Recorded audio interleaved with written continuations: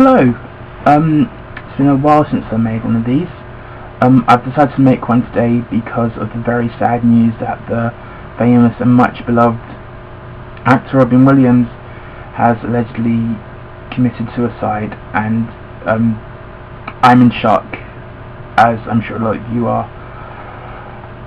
I thought I'd take this opportunity, as it's going to be in the media a lot, and social media and all over, everywhere, about depression and suicide and related issues. So I thought I'd share my experiences and thoughts on the subject matter. Short bit of history. 2009 I was diagnosed with a depressive disorder, though I have been living with one for quite some time, but it wasn't until 2009 I decided to get some actual help. I cannot pinpoint an actual root cause, and I was bullied a lot as a child, didn't have many friends. They're not root causes, but they're certainly contributing factors. But there's also, the chemical imbalances and stuff, and yeah, there's a lot of times you won't find one root cause, and it's not something that's gradual. You don't just wake up one morning, oh, I want to kill myself, and every day I want to kill myself. It's gradual, it's slow, it's gradual, and it's a pain. It's painful, very painful, mentally and emotionally. I guess I'll start at the deep end with suicide. Not a very pleasant thing to talk about, but I think it needs to be discussed. Me personally, the thoughts of suicide, when my depression was at its worst, around about mid to late 2009, 2010, was like someone holding a megaphone in my heart, screaming at me, you're in the way, you don't deserve to live, everyone hates you, you're a burden. And it was very, very easy to give in to them thoughts and feelings. I still have them thoughts and feelings now, almost every day, but they're more background noise than anything else. I do occasionally have the volume in my head and heart turned up with thoughts and feelings. I do, on a day-to-day basis, generally feel that I'm in the way, that I am a burden to everyone, that the world would be better off without me, rightly or wrongly. That's just how I feel. I do have good friends, I do have people that love me, but it's really hard to understand why sometimes. I just feel like a complete and total failure at the best of times. Even when I had a regular job with lots of money, I still felt worthless. Now I don't really have any money. I'm having to rely on my parents and friends to help me out and buy me stuff and things like that. And when you're 33 and everyone around you is buying houses, getting married and having kids, and you're still having to ask mummy and daddy to help you out with things, and your friends are having to treat you to stuff like coffees and stuff like that, it really doesn't do immense amount of good for your ego. But I am holding in there. But yeah, I do feel pretty worthless.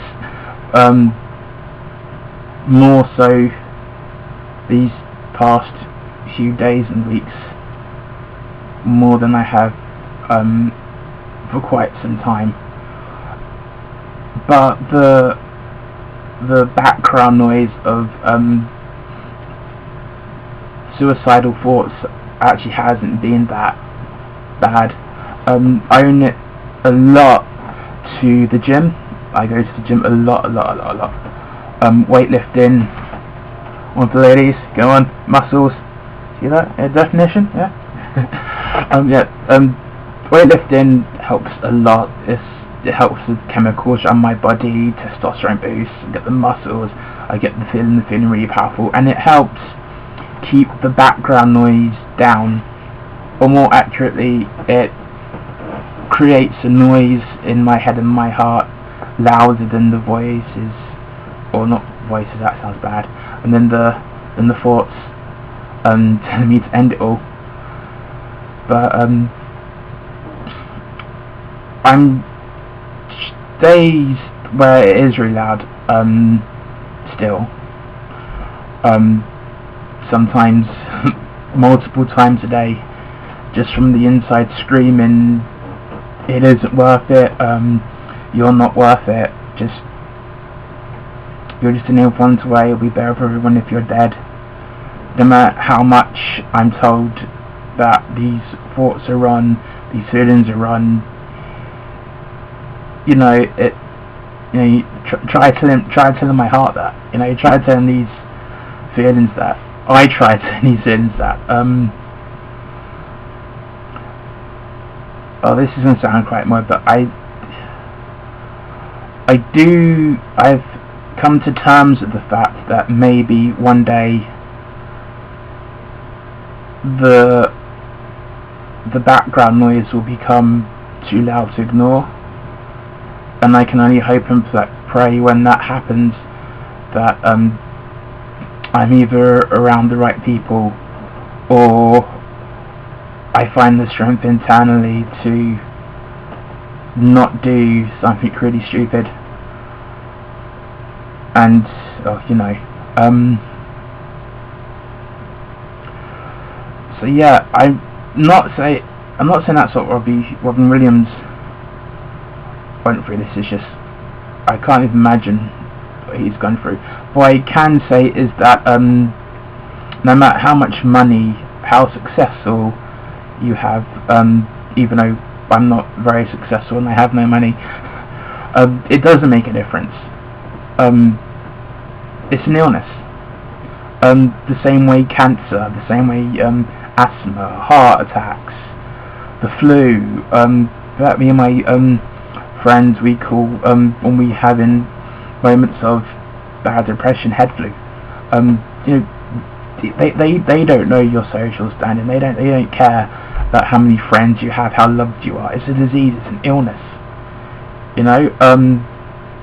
People have been putting on the social media and Twitters and stuff, oh, he's selfish, committed suicide is selfish, and all. It's only as selfish as a heart attack is selfish. It's only as selfish as cancer is selfish.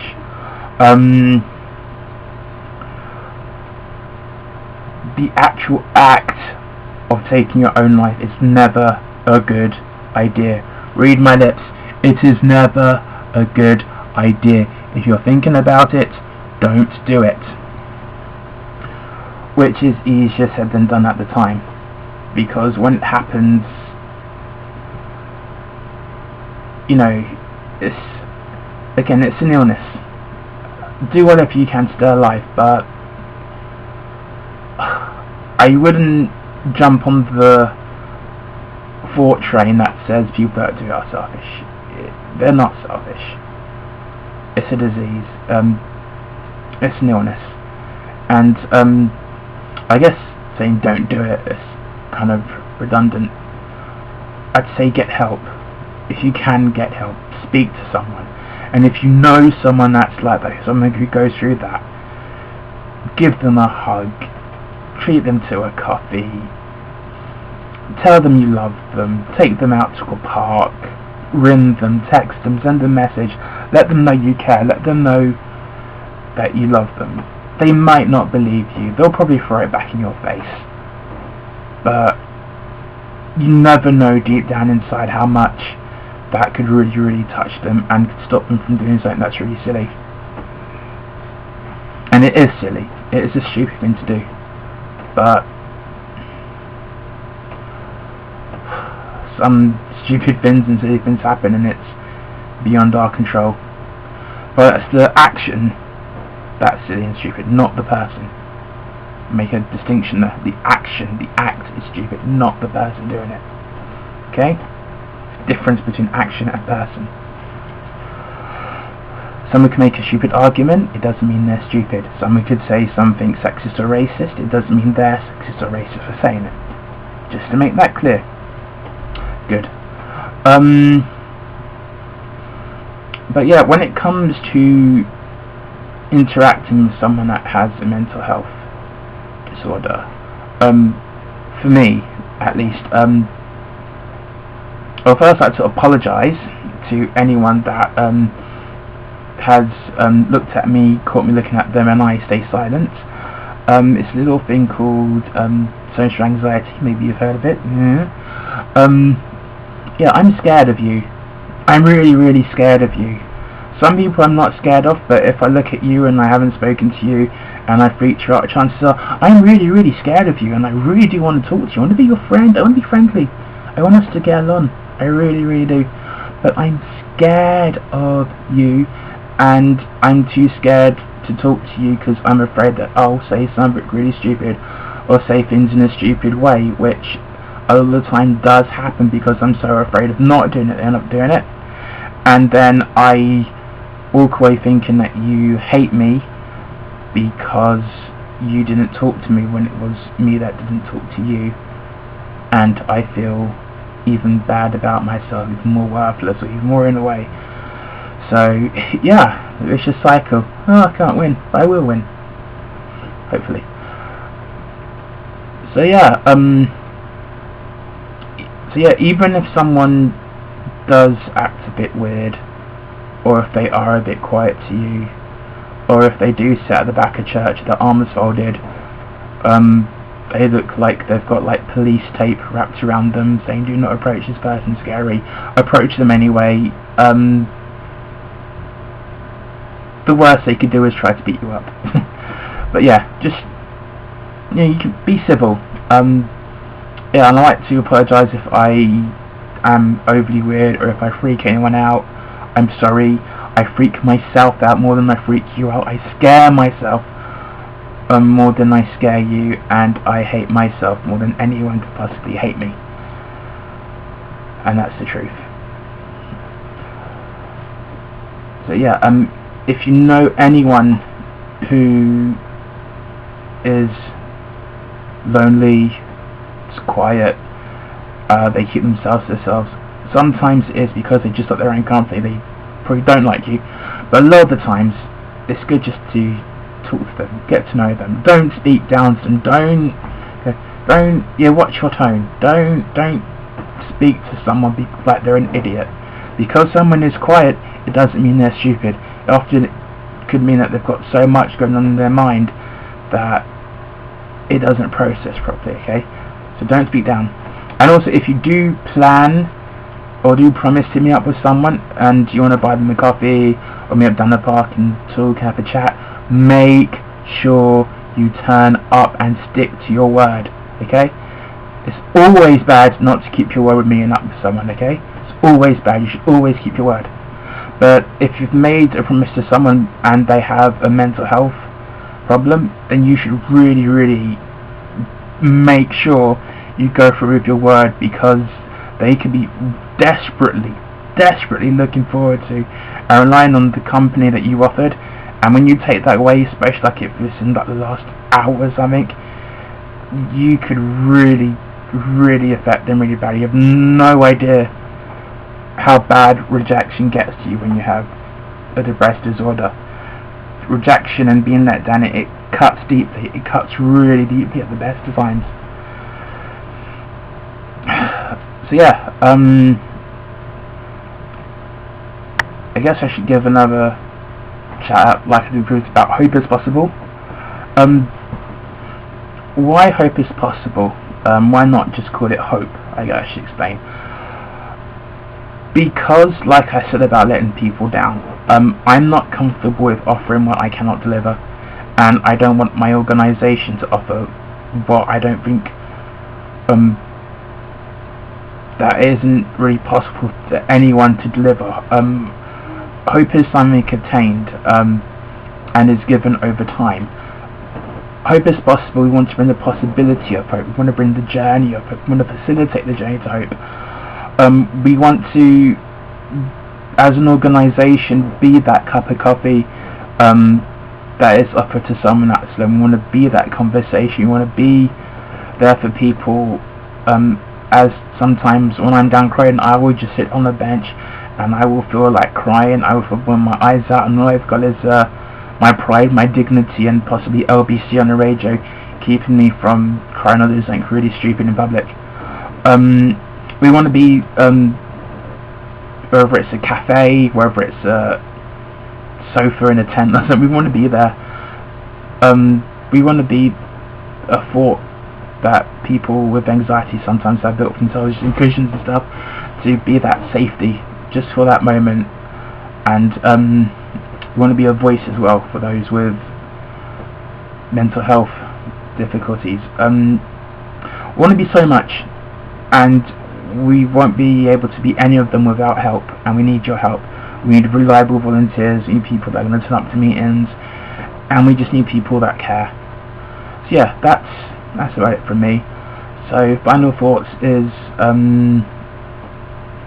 just be there for people and don't speak down to them, and you don't know what they're going through, because depression is so many types.